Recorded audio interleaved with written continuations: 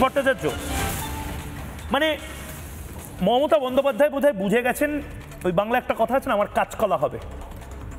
মমতা বন্দ্যোপাধ্যায় তৃণমূল কংগ্রেস বুঝে গেছে যে তাদের হয়তো কিছু হবে না। মানে তারা, মানে ভাবুন, মুখ্যমন্ত্রী মুখ্য সচিবকে পাশে বসিয়ে মুখ্য নির্বাচনী আধিকারিককে এ ভাষায় হুমকি দিচ্ছেন, বিএলওদের এ ভাষায় হুমকি দিচ্ছেন, কেন্দ্রীয় বাহিনীকে হুমকি দিচ্ছেন, ইন্ডিয়ান আর্মিকে বলছেন আমাকে দেখে 100 জন পালিয়ে যাচ্ছে।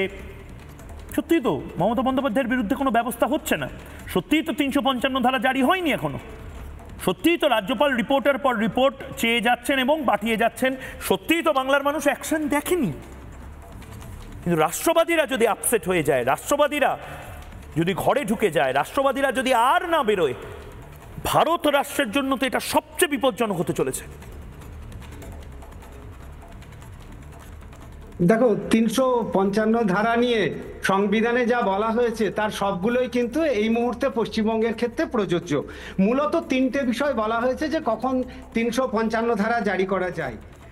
একটা হচ্ছে এক্সটার্নাল অ্যাগ্রেশন, যেটা 8টা জেলার ক্ষেত্রে প্রযোজ্য। অনুপ্রবেশকারী, যেটা তুমি কিছুক্ষণ আগে বললে, তাদের ঢোকা এবং সেই সমস্ত এলাকাতে তাদের প্রভাব বাড়া।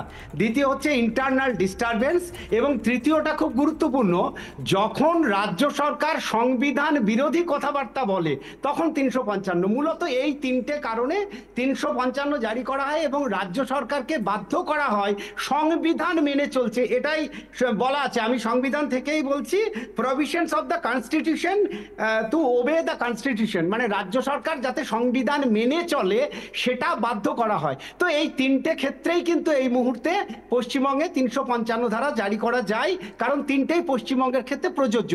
কিন্তু যেটা ভয় ময়ূকদা, সেটা হচ্ছে এই এসআইআরকে নিয়ে এখন এমনভাবে রটানো হচ্ছে যে ওই চিলে কান নিয়ে গেল, কান না দেখে চিলের পেছনে ছোটা।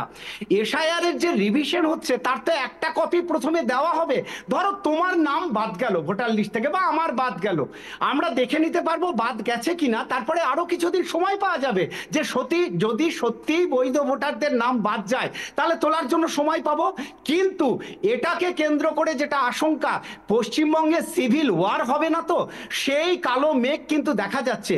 দুঃখজনক ব্যাপার হচ্ছে, আজকে মেদিনীপুরের ঘটনা বলছি, মেদিনীপুরের পুরোহিত সমাজকে আজকে রাস্তায় নামানো হয়েছে। কেন না, তারা একদম প্ল্যাকার্ড নিয়ে, আমার কাছে ছবি পাঠিয়েছে, প্ল্যাকার্ড নিয়ে মেদিনীপুরের একদল পুরোহিত, তারা পুরোহিতের পোশাক পরে রাস্তায় নেমেছে, এসআইআর করতে দেবো না। তাদেরকে যখন জিজ্ঞাসা করা হচ্ছে কি, তারা বলতেই পারছে না যে এসআইআর কি। মানে এই যে মানুষে মানুষে দ্বন্দ্ব লাগিয়ে দেওয়া, ভুল বুঝিয়ে, এইটা কিন্তু পশ্চিমবঙ্গের পক্ষে খুব খারাপ হচ্ছে। হয়তো দেখা যাবে আগামী দিনে এটাকে থামানো যাবে না, যদি না এখনই কোনো কড়া পদক্ষেপ গ্রহণ করা হয়। আগামী দিনে কিন্তু এটা বড় ঝামেলার রূপ নেবে যদি এইভাবে ভুল বোঝানো হয়। যখন রিভিশনের সুযোগ আছে, যখন আমি দেখে নিতে পারবো যে আদৌ আমার নাম সেখানে উঠেছে কি ওঠেনি, তখন ভয়টা কোথায় আমি সেটা কিছুতেই খুঁজে পাচ্ছি না। যে এটা তো আগেও হয়েছে, আবার হচ্ছে, এটা নিয়ে টেনশনটা কোথায় এটা কিন্তু বোঝা যাচ্ছে না।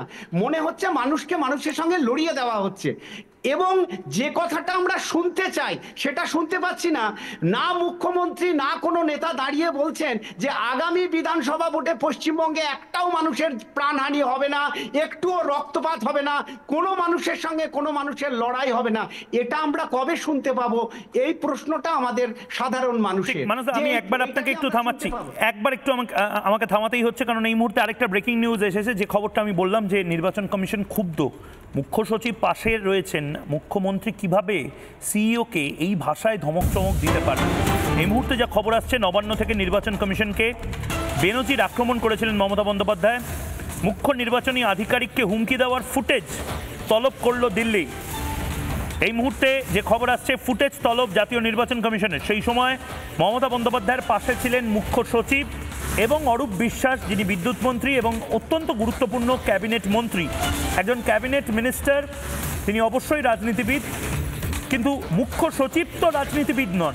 মুখ্য সচিবকে, একজন সিনিয়র মোস্ট আমলাকে পাশে বসিয়ে লোকপাল আইনকে কি ভায়োলেট, অর্থাৎ অমান্য করলেন মুখ্যমন্ত্রী মমতা বন্দ্যোপাধ্যায়। খতিয়ে দেখা হবে সেই ফুটেজও, যেখানে সিইওকে বেনজির ধমক বা হুমকি দিতে শোনা যায় মাননীয় মুখ্যমন্ত্রীকে একেবারে নবান্নতে বসে। দীপাঞ্জন চক্রবর্তী হাত তুলছেন। দীপাঞ্জন দা, একদম 1 মিনিট বাকি, বলুন। নানা ধরনের কন্টেন্ট দেখার জন্য লাইক করুন, শেয়ার করুন আমাদের ফেসবুক পেজ, সাবস্ক্রাইব করুন আমাদের ইউটিউব চ্যানেল।